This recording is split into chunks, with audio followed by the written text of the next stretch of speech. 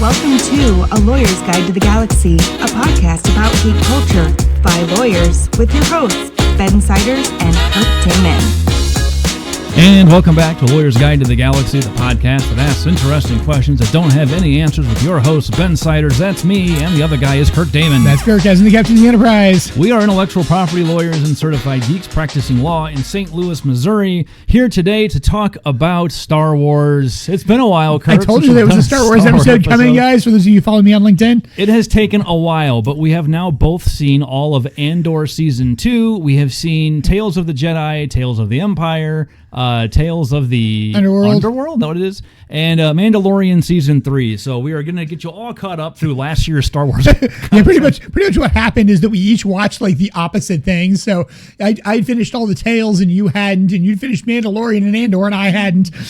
So we're finally on the same page, here to get caught up. We traditionally do our kind of Star Wars holiday special in December. We did not do that this year. Stranger Things chewed up all that time instead. So speaking of Stranger Things, I would be remiss if I did not say today is Tuesday, January 20th, 2026, a day that will be marked in history by the fact that your national college football national champion is Indiana. And I have a working theory I posted on LinkedIn. People keep wondering, how has Indiana pulled this off? This was supposed to be the one sport that was impervious to Cinderella's. And people keep saying, how does it happen? I found a picture of their coach where he looks exactly like Henry Creel. And let me remind you that Hawkins is in Indiana. So I also said this, it's kind of ridiculous that Indiana has now gotten Parks and Recreation, one of the greatest TV comedies of all time. Stranger Things, one of the greatest sci-fi shows. Caitlin Clark plays for the Fever, and now they got a football championship. This is Indiana. You've had enough nice things. It's time to share with others. So we have any listeners in Indiana, that they were calling you out, I guess.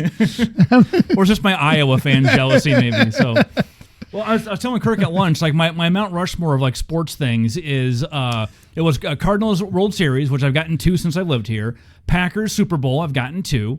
Blues Stanley Cup, we got that in 2019. My last one is Iowa Championship, and anything that matters and is on TV. And we were so close with the women being in the national championship twice and didn't get it. Didn't get it. But I kept telling my wife, like, we're never going to get one. Like, Iowa football will never win the national championship. And now I'm not so sure. It's possible, Indiana right? has. If Indiana can win one, I feel like Iowa can win one. No offense, Indiana. Okay, so moving away from sports to the opposite end of the spectrum. Because obviously we talk about sports a lot on this podcast, don't we? Star Wars. Okay, so we're going to talk mostly about Andor, I think, because I honestly don't remember Mandalorian Season 3 that well. And there's not a lot to say about the tales of, other than we saw them and they fill in some interesting blanks to various levels of competence. I mean, I think I'll get into stuff in The Mandalorian. It was very interesting to me because I watched Mandalorian Season 1 and Season 2 very aggressively, really enjoyed them. Was watching Season 3, and then sort of my kids completely lost interest in it. So I was watching it with my wife. We never kind of got through it.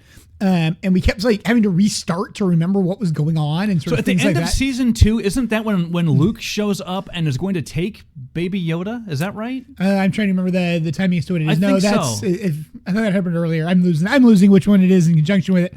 At the beginning of Season 3 is when they actually are going back to Mandalore. He has to be cleansed, right? He's taking his helmet off. So I thought that would be the entire plot of Season 3, was getting him into Mandalore and finding some way to do that and managing the succession battle with Bo-Katan over the Darksaber. Yeah. We should say now, again, if you haven't watched any of this stuff, this is going to be like listening to somebody giving you a lecture in Greek. So if none of this makes any sense, you might want to skip and this we episode. might make it make sense because it has been a little while since we saw all of these as well. Well, so also one of my ISCA friends told me that he listens to the podcast, but he was like, you guys get so much wrong on the pop culture stuff. And I'm like, we don't remember it, half of it. So we're probably going to screw this up because I've not seen Mandalorian Season 3 since it actually came out. But I just remember thinking after Season 2 that Season 3 would be the final episode would be him finally getting cleansed or not. And it would be wrapped up somehow in this succession battle with Bo-Katan, how they're going to manage that. And I feel like they wrapped all that up in a really rushed fashion in like 3 episodes. Well, I mean, the whole thing with him getting cleansed is literally 3 episodes. I mean, Bo-Katan arguably takes a little longer. Yeah, that one does. And does kind of take the whole season. I mean, not really. You kind of have to have, because it's organized about halfway through but it. You're led to believe in season 2 that like the only way to legitimately have succession is to kill the other person in battle. It's like so for her to get it, he has to die, right? So how are they going to work that out? And that's, I forget what they did, but it wasn't bad. It's because of the fact that he gets attacked by the creature on Mandalore, and then Bo-Katan, who takes the Darksaber, knocks the Darksaber away from him, and takes it because it's a scavenger. Then Bo-Katan kills that creature. So therefore, the argument is, since the creature attacked him and won the Darksaber, and then Bo-Katan won it from the creature, Bo-Katan correctly has it. Which this feels like a loophole. It did feel like a loophole. I have to admit, I did kind of appreciate the way they did it. I actually thought it was the whole idea of him presenting it as being an honor thing and her accepting it and kind of the thing with that. I actually thought was pretty well done. I like that part, yeah. Because I thought the whole idea basically saying, like, this isn't mine, even though I have it, it isn't actually mine. Yeah, he didn't want it, yeah. Because this thing happened where it was taken from me by force. And I was like, even though it's kind of weird how it was taken, it does fit the sort of statement of it. The fact that I think it occurred on Mandalore kind of works. There's things like that I was like, okay, some of this stuff kind of works. It's the way it was. And that's my basic take of season 3 was I like the Bo-Katan succession plot and the sort of whole thing with her. I know she can be a bit of a divisive character. I actually really like Bo-Katan. I think I did too. Character. I like the actress that plays her, Katie Sackhoff. She played Starbuck in the Battlestar Galactica reboot. I think she's good. And so, the stuff like that. So, I mean, I've liked her as a character. I've liked her as an actress. And I like kind of what they did with her character arc in it, and the idea of her kind of putting Mandalore back together with this and setting up the stuff with it. What I really liked about Mandalorian Season 3, it clearly sets up, in some respects, Ahsoka and the Thrawn. It does, yeah. Because there's one whole Ahsoka episode where she earns the spear? The spear, yeah. Yeah. Well, she gets... The Beskar spear. Beskar, spear. That's actually in season 2, isn't it? Right. Yeah, I think it's season 2. Again, I'm all confused. But yeah, so you have the stuff with that. But what I liked about it is it sets up the idea like Thrawn. There's stuff going on, and it was like, okay, we kind of know where we're going, because at the end you basically have this sort of council of like the living empire, which has got the whole idea of Thrawn returning is brought up, and I love the way it's brought up, and basically the guy who brings it up, they keep deriding for like, when is this actually going to happen?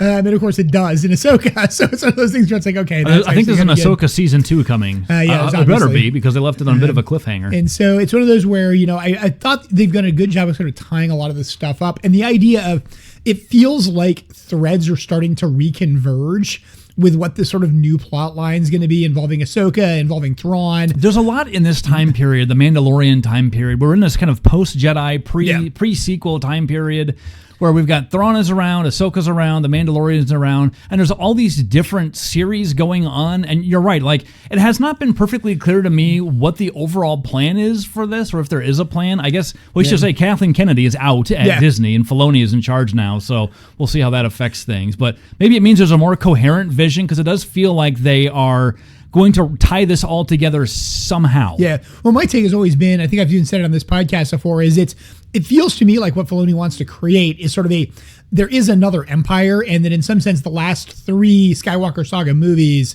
the Kylo Ren, the First Order, he's not really the empire. Like, the empire is being rebuilt off on the side. He's much more this sort of Sith continuation. Again, Skywalker saga being the piece behind it. The empire is going outside of this. Like, in some sense, he's almost a rebel. And I was like, that actually kind of fits. And is an intriguing idea. I think it also, quite frankly, makes Kylo Ren a more interesting character. I mean, that doesn't say anything about it. It's like, well, he says that in episode 8, where he's like the hell with all this. Let's no more empire, no more rebellion. Let's take this all in a whole new direction. Which, I mean, Adam Driver's practically looking directly into the camera, speaking to us, the audience, when he says it. But of course, that's not what they did, because everybody hated it. So episode 9 was just undoing all that. Yeah, but I feel like, then also episode 9 kind of completely and definitively ends the saga. Yes. So it's like, although they're making more, you see that? They're going to make new movies and stuff. I mean, The Mandalorian Grogu's obviously the next movie. Yeah. And not part of that timeline. Yeah, I did see the preview for that in 3D. In front of I saw it when I saw Avatar Fire and Ash as well. That's another one. I don't know if you've seen that yet or not. I've not.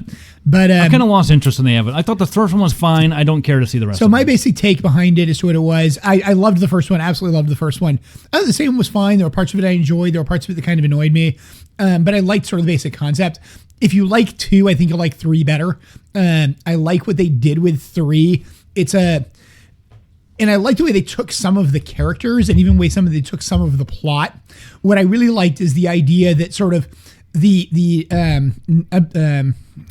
not Naboo, Navi were not completely aligned. And I was like, okay, that's actually it's nice to see them having internal struggles as well, and the fact that they have some issues. And I thought that was kind of good in the way that he presented it. It's a beautiful movie. I mean, all of his stuff it's an incredibly beautiful movie. Say what you will about James Cameron, his attention to detail and cinematic craft cannot be questioned. Yeah. And I don't question that. I do question his writing choices sometimes. Although even when his writing is bad, he still presents more interesting characters than the average. He's a little bit heavy-handed on a couple of. He's not subtle. Yeah. Yeah, a couple of his things. He's definitely a little heavy-handed. But I mean, I saw the thing in IMAX 3D, and it was definitely worth seeing. But because of it, they had a Mandalorian in 3D. IMAX 3D intro for the trailer, which I have to admit, I've not seen it. Does look good, but it does look like it's going to be a little silly. That they're going to actually... I did see it. You're right. Yeah. Okay. I know what you're talking about. I think they're going to play around with it, not necessarily being an entire silly, serious Star Wars movie. You can only do so much when one of your characters is Baby Yoda. Yeah. And it'll be interesting to see what they do with that. So that was sort of my take of it. So I guess the one really big complaint I had with the Mandalorian is I found the end thoroughly unsatisfying. Yes, I agree. I had the same complaint. I got to the end and I was like, okay, I know we have to have the big dumb battle, I just found it. I was just bored. I hate to say it, but the big dumb battle should at least be exciting, and visually interesting. And I was just sitting there watching it oh my gosh, how long is this going to go on until we get to the things that actually happen that advance the story in some way? And all this other spectacle is not really giving me anything interesting. To me, it was different from The Bad Batch. The Bad Batch also had a lot of directionless action to fill runtime, but it was better executed. And that last one, I was just like, this is just... It's just a confused mess. It kind of felt like you just needed to get to the end. Yeah. You needed to kind of sort this plot out. And that's why I said it sort of felt like stuff was converging. And part of it felt like you needed to get to the end of The Mandalorian so we can start that convergence. I just didn't have a clear idea. And this is kind of a complaint I've had about Filoni in general is, although his stuff is visually, it reminds you of J.J. Abrams. The pacing is usually pretty good and the plot moves along quickly and you don't really have time to stop and think about much, which for Star Wars is probably a net good thing for the most part. When we talk about Andor, I don't think it's going to be true. Well, when we get to Andor, because I wasn't involved with Andor. But for this type of show that works until you get to the big dumb battle, where you still need to understand what everybody's trying to accomplish and why, and when the motivations and stakes are not well enough established, then I don't care, right? And that might be on me because I'm too screening it and not really paying attention to the details as much as I should be. But I didn't have that problem with Andor, which has a much more complicated plot. Yeah. So I feel like there's just pieces of the story that aren't well enough developed, or maybe they're too subtly developed, although I think that's not likely, to where at the end, the reason I should care about what's happening did not jump off the screen at me. It just didn't. Yeah. And it's the same actually. The other thing is that it was so obvious it was ending with we need to have a further adventure that's the movie. That was a bit heavy-handed. And so, that was my thing with it was if I never would have seen season 3, I'm not sure it would have bothered me. Other than maybe the first couple episodes just to resolve he can put his helmet back on, Yeah, that's the part you needed. And the rest, I think this was the season that had a sequence where, here's just an example, one of the things that, again, this is me being a pedantic writer and nitpicking about stuff that probably nobody else noticed. But it's little things that are inconsistent or don't make sense. So here's a basic question. How much fuel is in these jetpacks and how far can you fly with them? Yes, this is because when the plot needs you to be able to fly for 600 kilometers at 80,000 feet, you can. And when it needs you to run out in 3 minutes, you do. And it's one of those little things that I'm like, again, what do I always say? There has to be rules and you have to follow them. That's one. Okay, so how does the jetpack work? It can't just be a magic jetpack that serves the plot. And it did. They definitely did have that scene in it. It was kind of like, wait, why is this a problem? But yeah, so I guess maybe that's what we sort of beaten, Mandalorian to There's death. not much to say about it. I think that's the answer as to what it is it's overall, yes, it ended the series. I didn't think it was terribly good. I didn't think it was terribly bad. It was the Die Hard of Star Wars. It's, turn your brain off, just enjoy eat your popcorn and enjoy some Star Wars spectacle and don't ask a lot of questions. Yeah, and they did a good job with that. It had some fun moments. It had some neat stuff with it. It did have some moments of, I think, actually good sort of mystery and plot and story and sort of stuff like that. So that was sort of my basic take as what it was. But overall, it was one of those where I got to the ending of it and I'm like, oh yeah, this was just setting up the fact that we have a movie coming. Let's go to the opposite end of turn your brain off and don't think about it and eat your popcorn. That would be Andor season 2. Yeah, that's... So Andor, so let's say up front, this series is polarizing.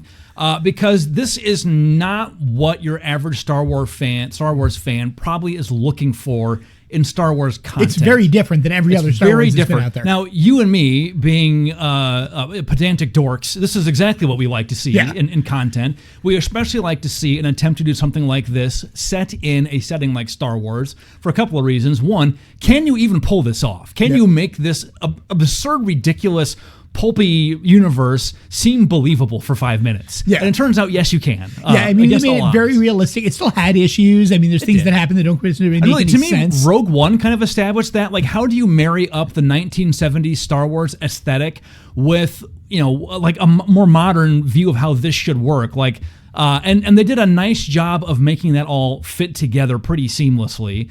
And then Andor, to me, kind of continues that tradition of making that old world lived in grimy 70s setting with a lot of leather and bad hair, like makes sense and look correct.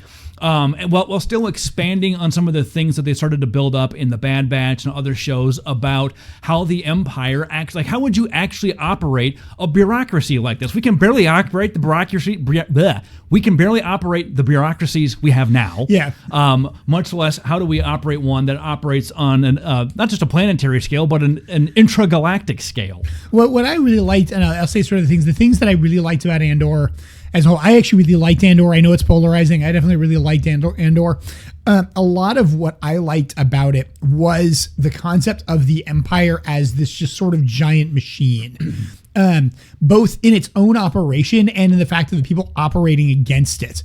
So it was both a very clunky, hard to use machine, which we saw from the Imperial characters, and them having trouble sort of being caught within it and stuff like that. Which would also prove to be the Empire's undoing, right? There's so much bureaucracy, nobody knows that the chief engineer inserted this Achilles heel in the Death Star. And at the same time, you have the fact that like the rebellion is operating as this just unstoppable juggernaut, right? Which is massive compared to what it is, and holds all the cards. And to me, that was it. What was nice about it is it gave sort of the original Star Wars Empire, the sort of original trilogy Star Wars Empire, which was just this, evil, nasty, giant thing. It was cartoonishly evil, right? Yeah.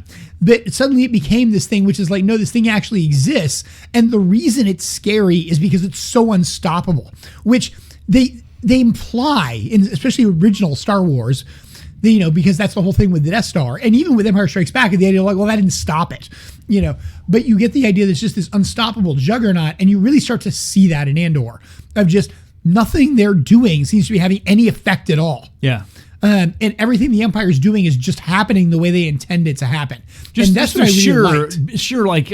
Institutional inertia. The Empire makes a decision, things slowly move in that direction, and there's just nothing anybody can do about it, to the point where even the people who set it in motion probably couldn't pull it back. It has kind of a World War I inevitability feel to it. Once the gears start moving, once Archduke Ferdinand gets shot, this is happening. There's no way to roll it back. Yeah, and that's really, that was what I really liked about it. I really liked that feel. Yeah. And I thought they did a very good job with that feel. It really, there's a couple times the sequences on the what's the planet that had the Gorman. The Gorman scenes I thought were the best. So let's start at the beginning. I actually thought it started out really well and then got a little weak. It starts out with Cassian stealing an experimental TIE fighter, which was I thought one of the best episodes in the whole series. Really well done, really orients us, although that wound up having no consequences on the rest of the story at all. It was kind of a weird standalone episode in some respects. But it started things off really well and really kind of established when and where we are, what his role is. Just really good stuff.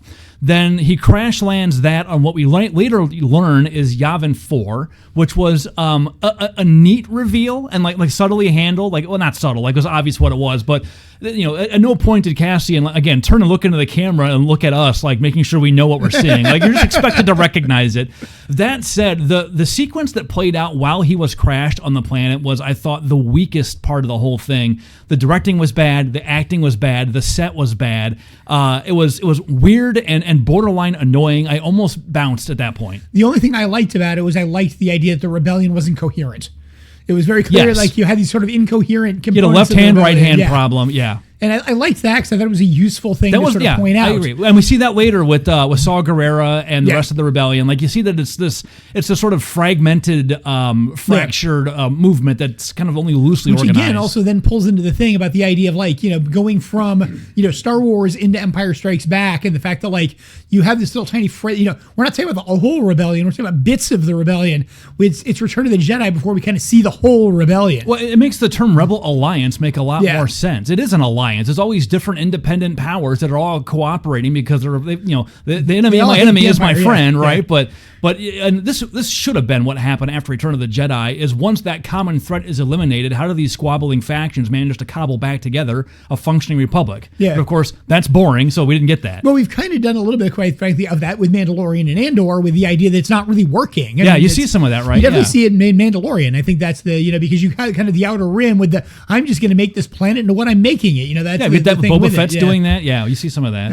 And so, you do get it, and the idea that it's not working, which also was a good idea of setting up why, nobody cares about the Republic Senate when it gets blown up. Which was kind of a hand waved away in 10 seconds in episode 7. And you do see that the Republic, such as it is in Mandalorian, is stretched thin. So thematically, it all carries through. But I think what I liked about Andor was its attempt at some realism, not hyper realism, but for the story to work, you have to explore a little bit of how the bureaucracy would work, which we got more of with the Imperial Security Bureau and how that all functions, with the way their operations are carried out, and then the same thing on the other side, like the spies that are working for the Alliance, what they're doing, how they do it, how they get their orders, and you see that even within them, like Cassian is not really fully integrated or trusted by the end of the series. Well, and you have Saw Gerrera and sort of his team, which is really not trusted. No, for good reason. They're crazy. Yeah, they're crazy. And I mean, he kind of becomes he's the loose cannon. I mean, that's the thing, and they're worried about him. The thing that I liked about it was really showing a lot of the human cost. Yeah. And I thought that was the thing it really did well. The Gorman campaign especially illustrated that. I mean, that was very clearly the French resistance, like the French underground. They even spoke an alien language that sounded a lot like French. Might have been French. But I thought they did a great job with a lot of that kind of stuff. And again, just the fragmented nature of it versus this just imperial juggernaut that kind of does what it wants. Yeah, you're right. One of the things was definitely what are the sacrifices? Like how many people lost their lives in pursuit of this goal? And a lot is the answer, a whole lot. And it's also it's all very small stories. Yeah. I mean, there's nothing in Andor which is really a big story. I mean, you don't have the theft of the Death Star plans until later, which is kind of the first big event that they really carry on. Mon Mothma loses her family, her daughter, her childhood friend, all gone, and then she eventually loses her job, her reputation, and she is now living on this humid jungle base. At the end of having lost all of it.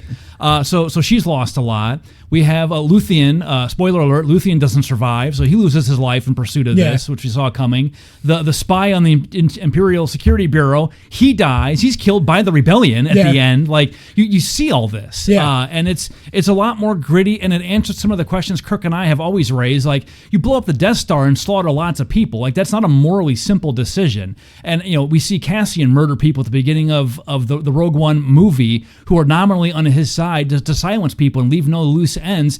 A rebellion is not a clean operation. Yeah. And again, that's what I really liked about it and they don't shy away from the fact that like these are difficult decisions.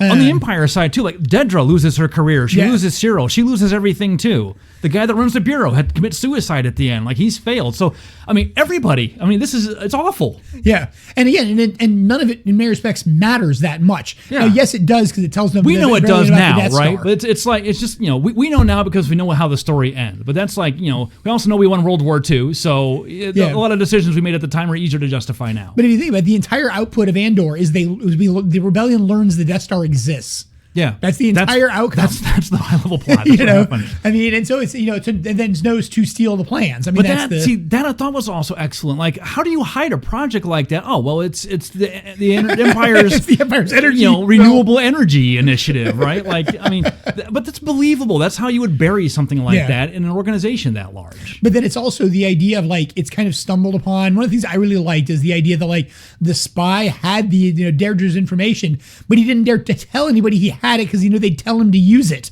And I was like, okay, that's great. Like, you have this kind of independent decision, and then when he uses it, it's everything goes suddenly goes out of everybody's control. Yeah. And I was like, okay, I liked that. Again, I liked the idea of the human cost of it. There were a few times when I had some problems with it. So like one of the ones I potentially have a problem with the Empire right now is there's no real clear thing how policing works in the Empire. Yeah. So like, one of the examples I have with it is it's, when Mon Mothma is escaping, they literally, gun down her chauffeur in front of the Senate, but nobody's ever chasing them over that. Yeah. And it's like, wait, like they have, why would you? They have no reason to know how she's doing this. The Empire's after her anyway. Why are there no police cars like chasing her? Why is there, this doesn't necessarily make any sense. Likewise, we find the origins of the droid that Alan Tudyk voiced. I forget his name now. Oh gosh. Yeah, they TK. It's not TK. I don't know. Well, actually, people, you can yell at us. I forget his name now, but you know what I'm talking about, the big security droid. Again, security droid. Going back to the jetpack thing, the strength and capabilities of those droids is whatever the plot needs in that moment, and there's some of that here. But this just goes again to my point about the writing. If the writing is strong enough, you overlook those flaws because you're engrossed in the story and they don't jump out the same way that the jetpack thing does, where I'm just like, wait, how far does this go? So this is the difference between good writing and mediocre writing. Is with good writing, you can get away with that stuff and nobody cares. At least I don't. Yeah, you get away with we're one floor off when they're looking for them with the scanner. Yeah. And then, now we know where they are. Okay, because we need to have this tension of are they at the door or not. And so yeah, that's, those are... My nitpicks on it were small, but yeah, I missed a lot of them. I definitely had the same kind of thing with the droids. I'm like, how tough are these droids? Because he seems indestructible at the end. Yeah, but he's kind of indestructible up front too. Remember, they did run essentially what was a trash truck into it. That's true. Yeah, I don't remember him being, but he gets killed in Rogue One. Like, he's not completely indestructible. Exactly. I'm looking up his name now. You can vamp. But yeah, so it's it's definitely things that I noted. Around it. K2SO. K2SO, that's it. I was ready that had a K. You're thinking of TK421. I know, it was the TK421. Abandoned his post unforgivably on the original Death Star. TK421. Why aren't you at your post? Okay. Yeah. Okay, enough bad references. That wasn't a trivia night that I was at not too long ago, and I got that one. That's not a hard one. I mean, very most people know that one, I think. I also had what was Princess Leia's cell block number. I pulled that one, AA23, I think it was. But yeah, so with the thing that I had with it was I really liked that sort of human cost sort of element, that was portrayed across it. I liked the fact that it was a tiny story, that it was. I did too. These people's entire life was a tiny story, and really, while it becomes important later on, is not important when they're living it.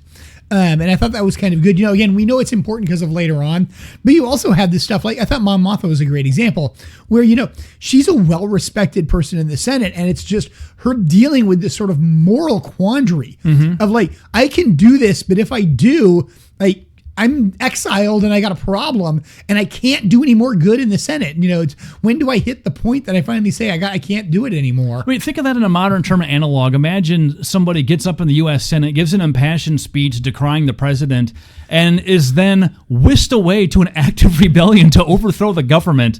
I mean, that would be an enormous development, right? A huge news story. Like, that's what we're talking about here. Yeah.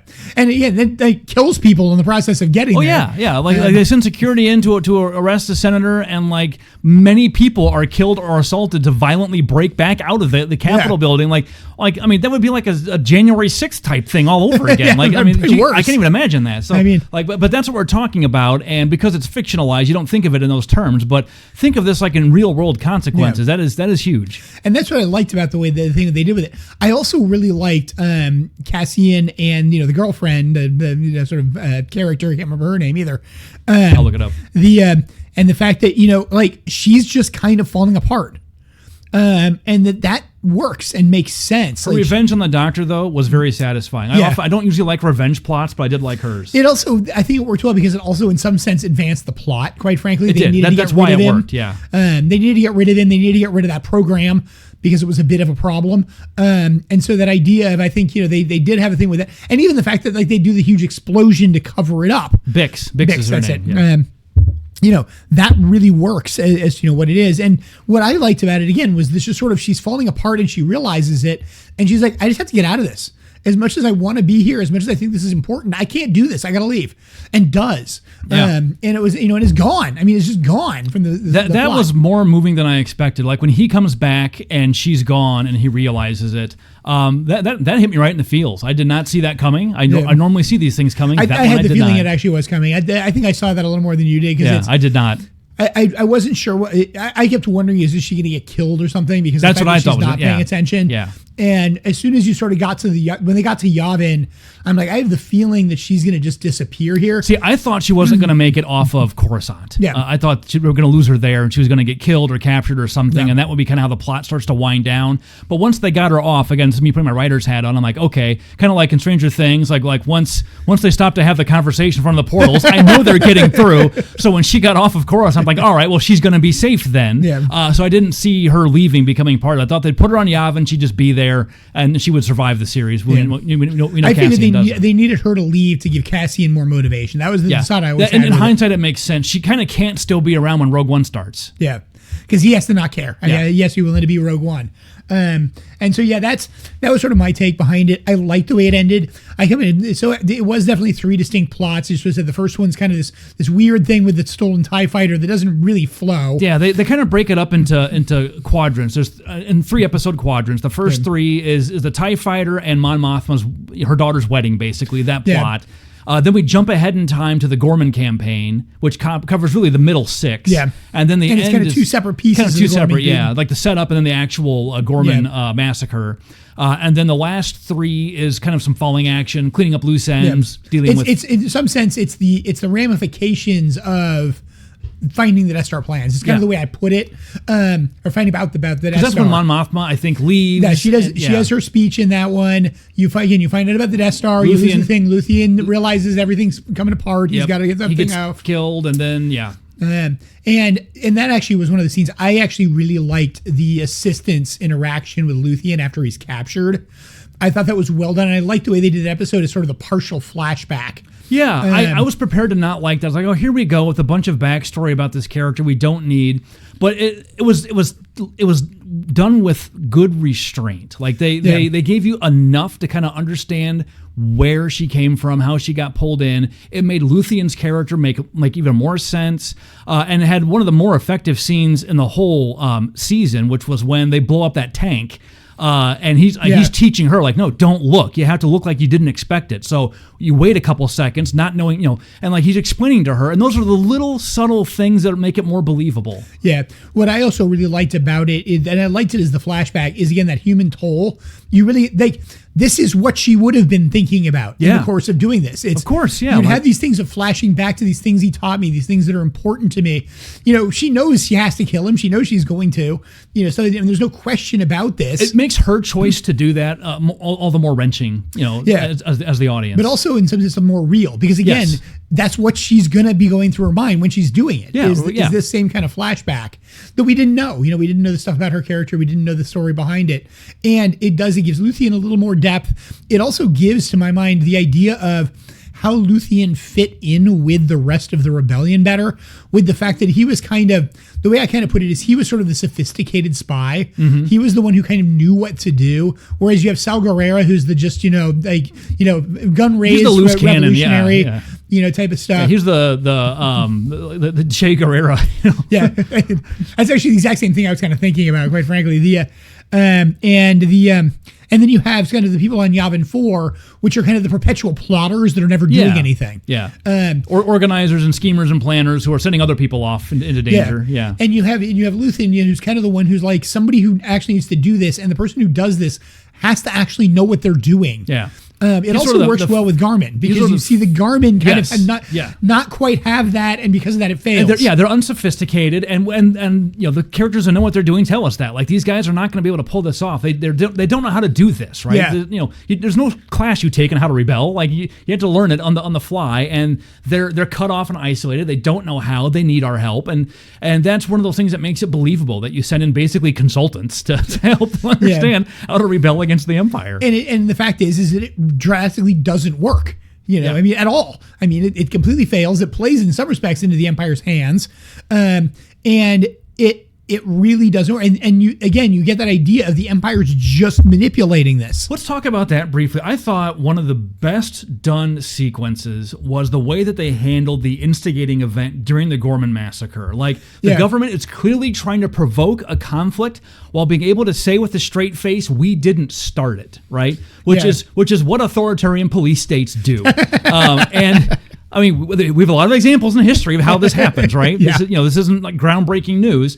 And that's exactly what they did. It would have been really easy and lazy for the writers to have them do something overtly evil so that we hate them even more, but they didn't. They sent their people out there to provoke a conflict, but it was the Gorman who started it. They threw the bottle, or whatever it was that started this all off. And once you do that, you justify a violent response, which provokes a violent response to the response, and then things escalate. That's how these riots start, right? That happen. It always starts that way. What I also I thought was a subtle touch that was believable and realistic, and I think most people probably wouldn't notice that, but I did, and I thought that was a deft touch. Yeah, I actually thought the thing that I liked about it was the way it is set up that they do it, but that all the response is already very much planned. Like, the escalation's planned and built to happen a certain way.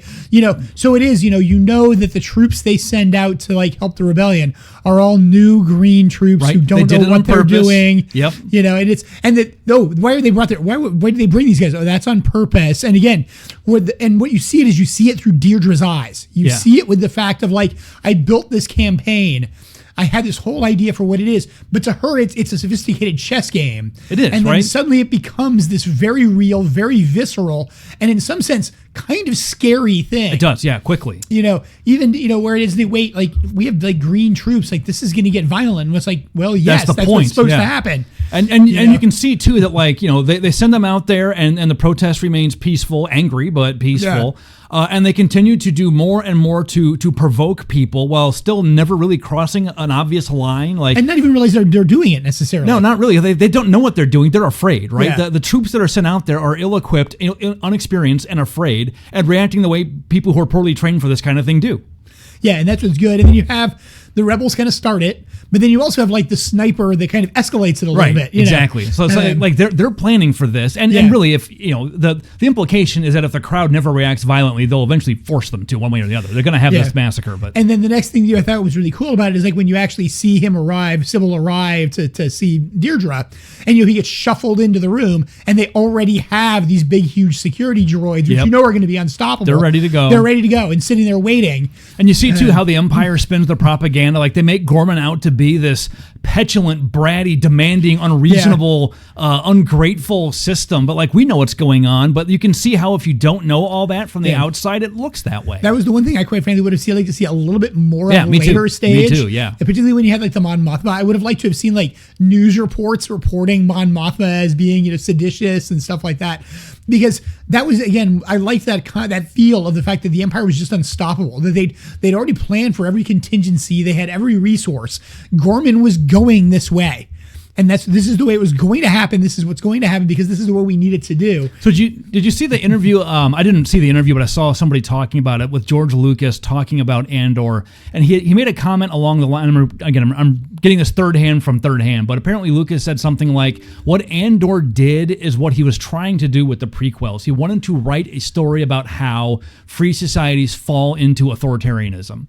And so he's trying to tell that story through the lens of Anakin's fall from good to evil. And which you can kind of see that's what he's trying to do. It's just not done very well.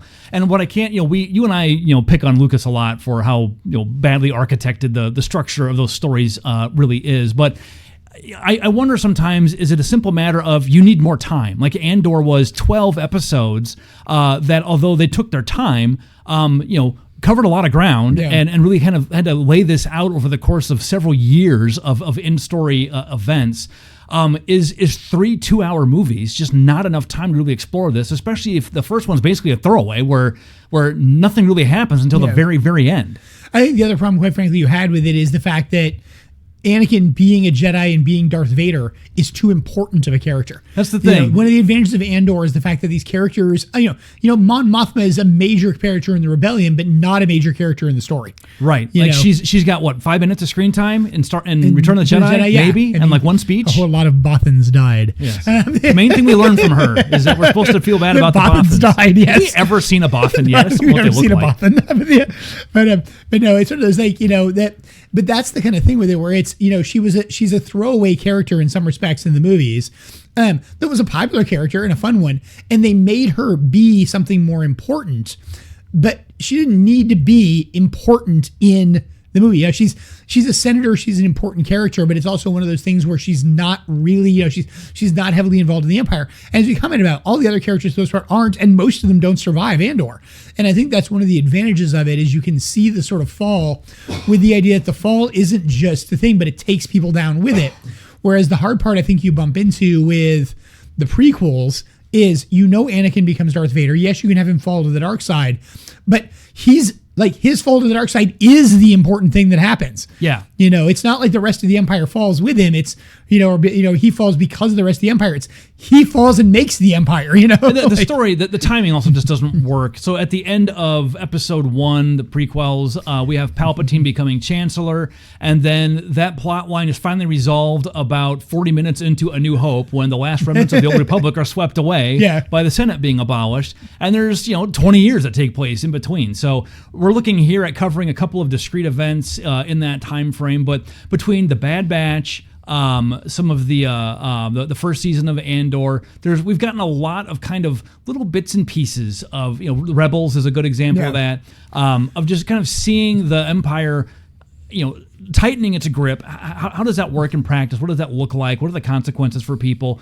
And the way you tell that story is not through the arc of a larger than life, culture defining character to us, but through relatively small anonymous characters that we don't know or care about that much. So you have time to make us care and to tell their stories and then, kill them all at the end. In some sense, it's the same thing they did with The Mandalorian, with Boba Fett, Book of Boba Fett, with the idea of what's happening on Tatooine.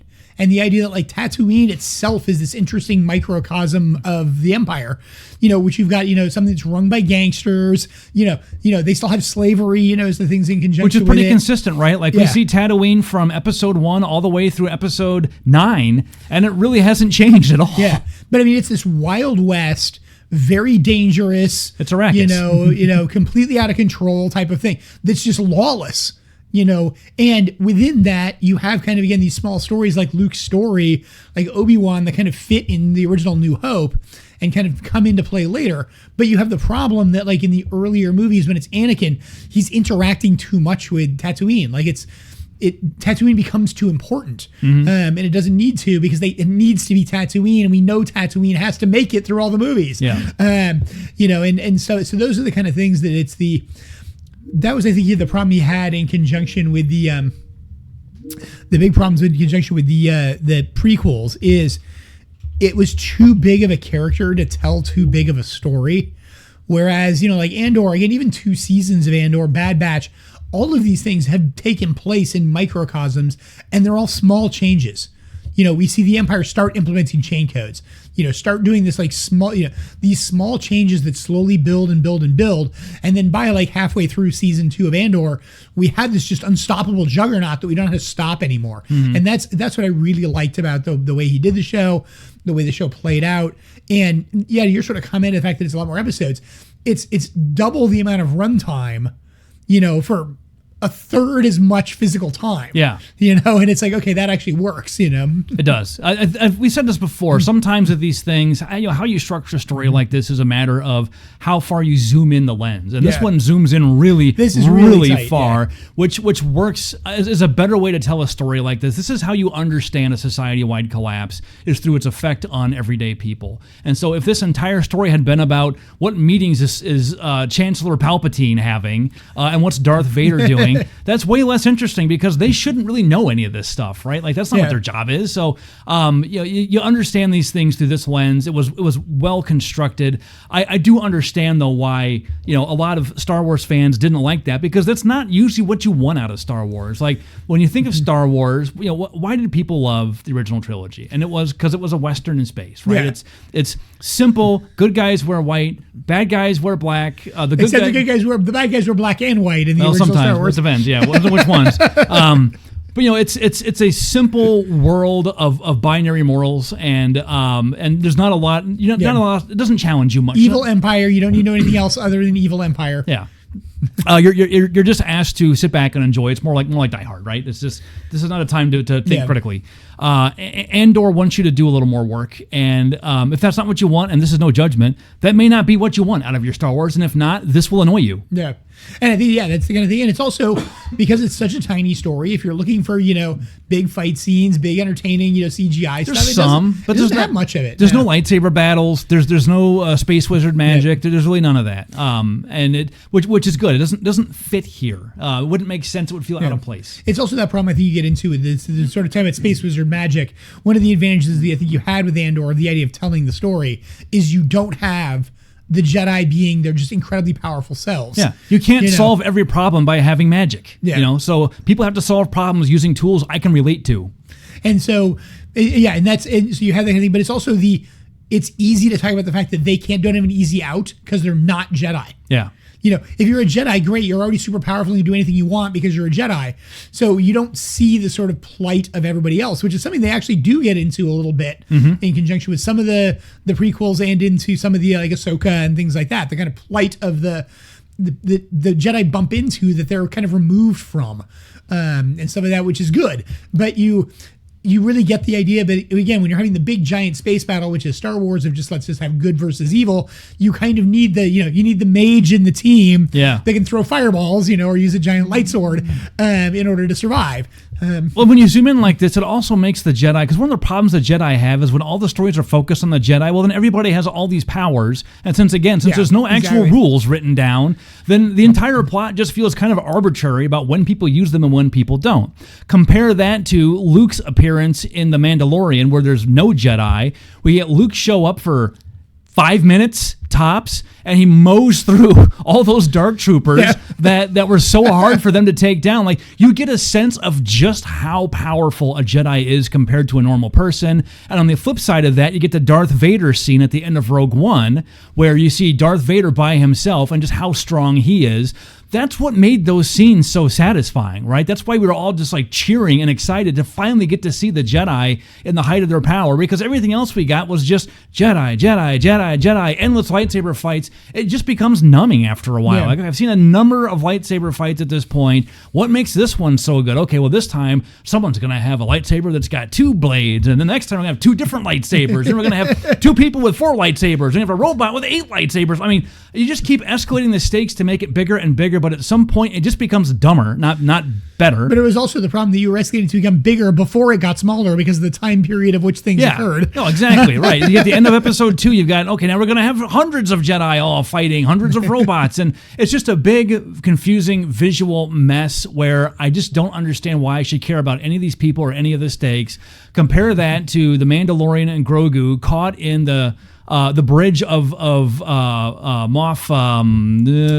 Gideon's ship at the end of season 2, and then that X-wing shows up and we all know who it is. And we're like, oh, we're getting excited, and then you get that satisfying. You don't get that if the entire series is Luke with the lightsaber mowing through every possible obstacle.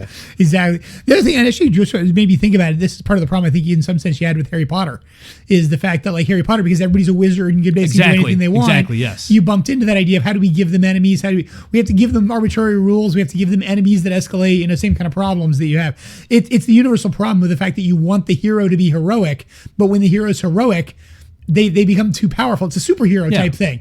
It's the same comment as it's how many times, Superman needs kryptonite or else he's boring. Right, that's why you have to have kryptonite. Otherwise, the hero's invincible. It's like playing Doom on God mode. Like, it's fun for a while. It's fun to actually get to see the end scenes. It gets boring really quick, though, when you're not being challenged. I don't know. My neighborhood thing, I did play Doom all the way through on God mode. I did, too. Just so I could see the end of the temple at the end, which is an amazing thing if you guys hadn't seen it. It was one of those things that amazed me how much they'd coded it and how cool it looked for something that basically nobody would ever see unless you knew God mode, which wasn't even supposed to exist. It was just an inadvertent developer leave-in, and then they left it in because people liked it. But yeah, I always wondered what it would have been like to have coded that, assuming nobody would ever make it that far. Absolutely.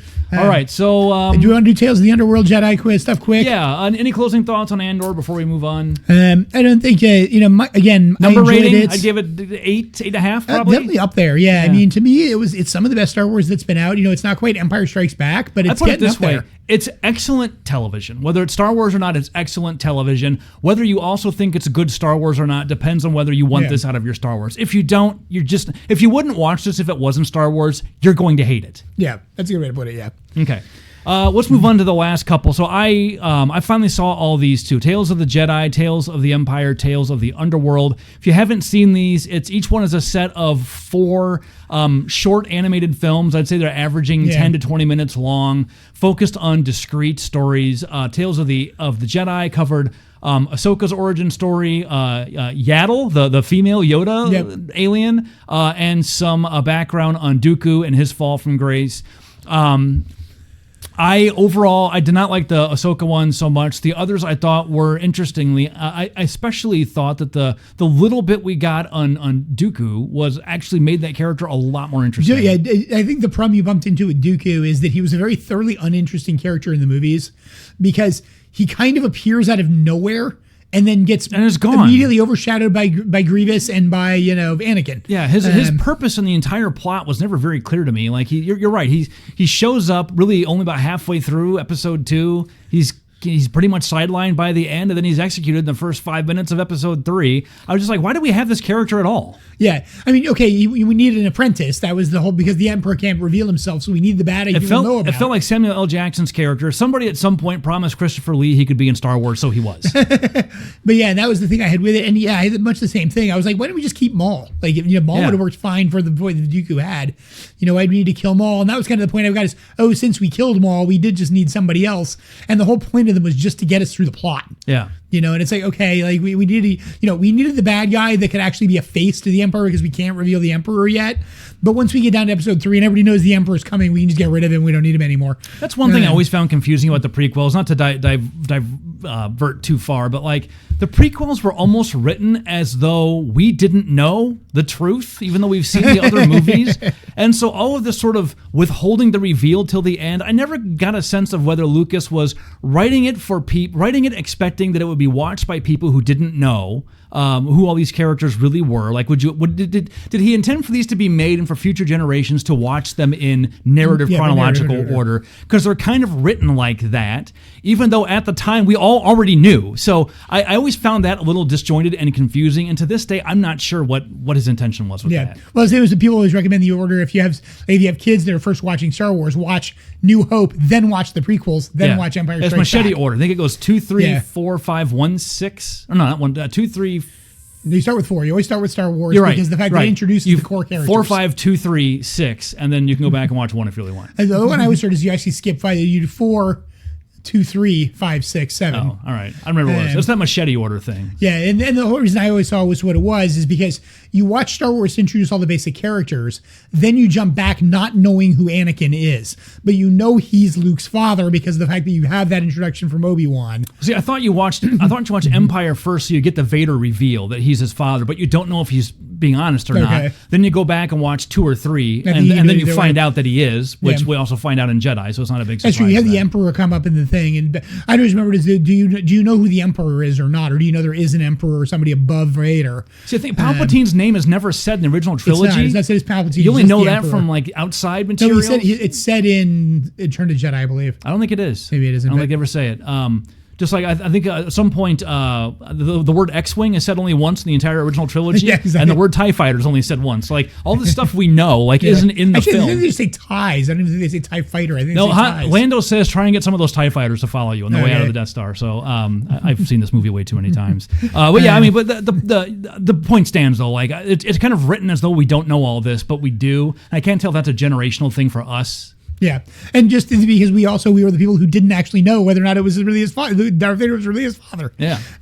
So yeah, I kind of had the same kind of thing. I was the same take. I liked the Dooku piece of it just because to me it gave Dooku some depth of character as to who the heck he was. Because Yeah. you just didn't even really know. Didn't really know. And why is he Tyrannus versus Dooku? And he was kind of, like I said, he was out of the film narrative before you really got a chance to understand who the character was, which just made him feel kind of pointless.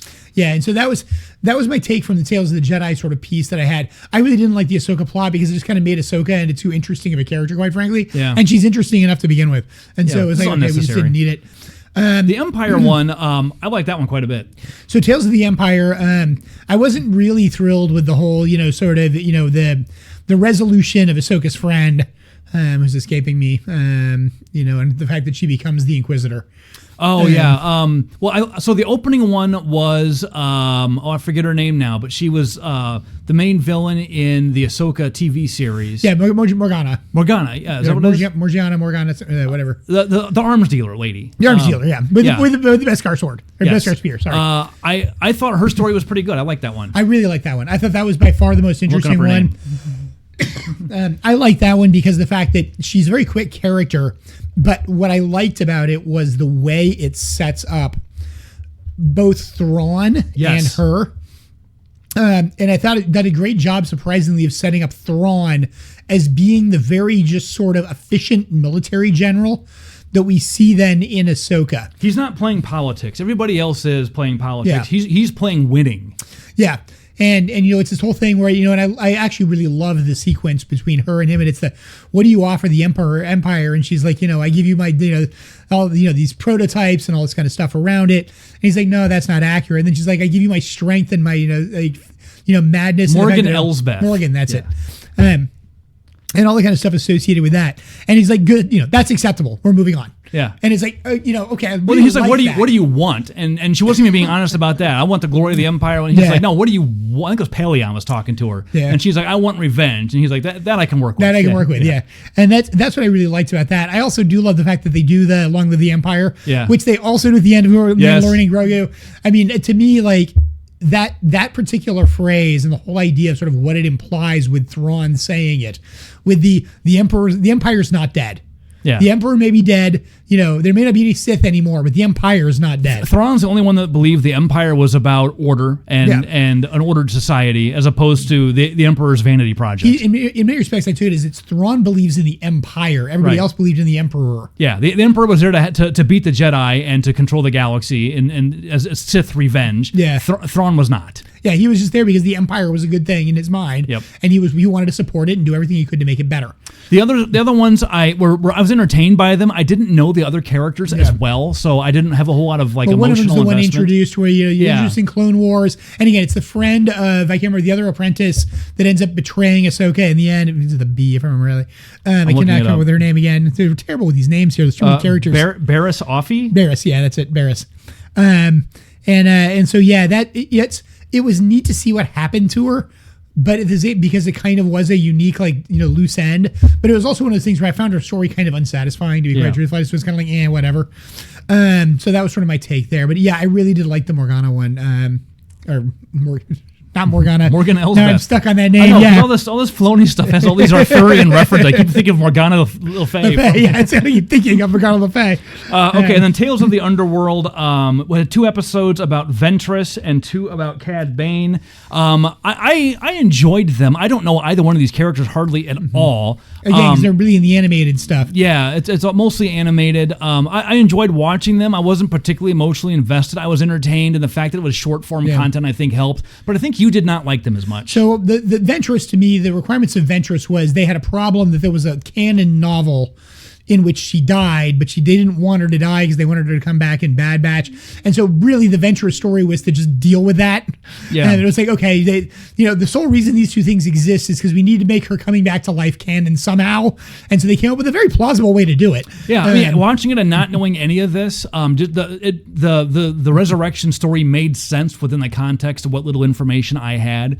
So without knowing the outside material, I think to me it's a good assessment that they pulled it off successfully and it did not feel bolted on just to explain this. Yeah, so that was sort of my take of those. Okay, this was just necessary. Like I said, this was necessary because the but actually people that were seriously into the plot basically coming in and saying, but actually she's dead, and being like, no, actually she's not. Well, but we made a canon that she's not. So okay, this all makes sense now. Stuff like that. It's like, okay, I didn't really have a problem with it for that point of view, but that's really what it felt like to me, was just, we need to fill in this episode so people can stop complaining about the fact that this isn't explained. Yeah. My problem with the Cad Bane episode is I don't think it really made him an interesting character. I think it made him too much of an archetype. Yeah. He's just kind of the kid who gets stuck with the gangsters and then kind of grows up in it. And it's, he has these things with it. He can't really change his life. He gets, to me, it just made it tried to make him into, in some sense, the sort of, unrepentant person who has to choose. I mean, we talked about it in conjunction, but interesting enough where I'm going to go with this. I'm going to go this with Vecna and with Henry from Stranger Things, of the idea of Henry saying, I chose this and I have no other way back, is kind of what they did with Bane. Yeah. It was kind of I chose this and I have no other way back. And so I have to follow through with this, even though I don't necessarily agree with it. And unfortunately for Cad Bane, it doesn't make any sense. Mm-hmm. Cad Bane is better off just being a thug, because he's a good thug. He's a good bounty hunter. Effective, yeah. And so it's why can't he just have chosen that life and be happy with it? Yeah. Because he seems happy with it later on. Yeah, I mean, it's kind of the same thing I had with Vecna. You're right. Where okay, if Henry didn't really choose it, then how do we hate him because he's being controlled by the Mind Flayer? And if he did choose it as an adult, but he still didn't, right? Because we're shown that he was infected by this as a child. So did he really have any real agency in this? Cad Bane is kind of given the same kind of arc. Like he didn't, he grew up poor and got caught, and okay, so he's kind of thrown into this life of crime. But then. You're right. Then if he doesn't really choose to be that, doesn't it kind of undermine his effectiveness and his ruthlessness? It'd be like finding out Boba Fett, didn't decide to be a bounty hunter because he was good at it and needed the money or something. I mean, there's not that that's a better reason, but I don't know. You're right. I get what you're saying. It does undermine the character a little bit later to where his ruthlessness and effectiveness feels more like a byproduct of choices he didn't make. Yeah, exactly. And the way I'd kind of put it, is it felt too much like we need to give the character a backstory that's conflicted. Yeah. As opposed to, can't we just give him a backstory that he can just be a bad guy? Yeah.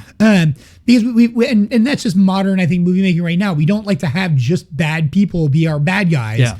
We like them to be somewhat conflicted. And Cad Bane, to my mind, was one who just didn't need to be. We could have just left him alone and he could have just been the bad guy. Have we ever gotten a backstory for why Palpatine is evil? No. Do we need one? No. He's evil and he likes being evil. That's all there is to it. We haven't even really explained Saw Gerrera. What I mean? That's the kind of thing, it's the same thing. Why is he such a loose cannon? Why is he so violent? Now, there may be novelizations about stuff like that, but it was the kind of thing where it's like, no, we don't need it because we know there are rebels like that. I mean, not everything has to be explained down to microscopic details, bottom line. When you have a universe like Star Wars, it's hard to resist the temptation to explore every dark corner. But more importantly, it doesn't have to be given a backstory, which is hopeful. not everybody needs a redemption arc or, a downfall arc. Why don't we just let him be bad? Are we going to have a movie about the bartender in on Tatooine? Sice Noodles and how she creates her career. To everybody. I mean, I want to see that. I want to see behind the scenes for Sice Noodles and how her career takes off. How Max Rebo kicked out his drummer at some point and screwed him over out of a bunch of royalties. Yeah, we stories I don't need for 400, Alex. All right, so that's I think we've beat that to death. I think our next episode is going to be, at long last, an episode, our 80s episode. Kirk and I have talked quite a bit about this and why the 80s is such a rich setting for a certain type of TV show, both back when... And movie, both back when the 80s were still around, and it has this enduring power we've seen hold on in the way that other settings mostly have not. Like, I haven't seen anything yet that's really set in, like, the 90s and 2000s, and we think there's a couple of reasons why. Some are practical, but some are F1's laws legal. are illegal. And that's where we're going to get into the idea that there's some interesting changes, not necessarily in sort of the legal environment, but the kind of quasi-legal environment. Regulatory environment, that's the way to put it away.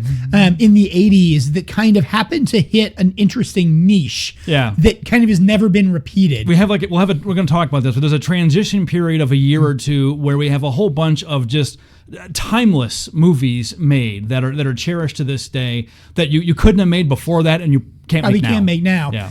But I think the other thing about it is we're also going to go into not just with the 80s, but I think there's some other time periods you're going to have with this. I mean, examples like when people talked about it, I'll just use the general thing.